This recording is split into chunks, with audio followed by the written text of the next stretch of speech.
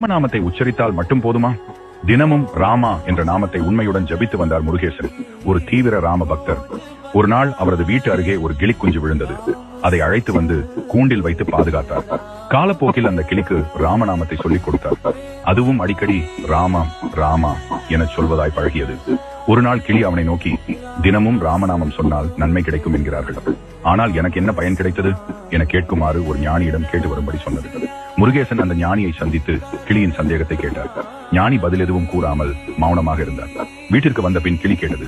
ஞானி என்ன சொன்னார்? முருகேசன் அமைதியாய், அவர் எதுவும் பேசவில்லை, மௌனமாக இருந்தார் என்றார். அடுத்த நாள் கிளி கூண்டில் உயிரை விட்டிருந்தது.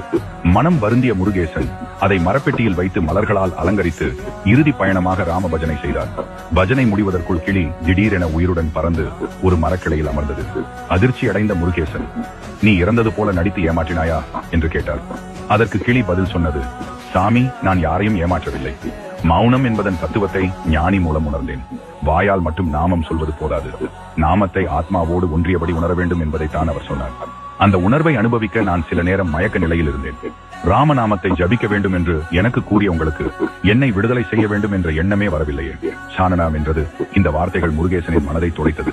இறுதியில் அவருக்கு புரிந்தது, ராமநாம ஜபம் வெறும் சொற்கள் அல்ல, ஆனந்தமும் உணர்வும் கலந்த வழிபாடு என்று.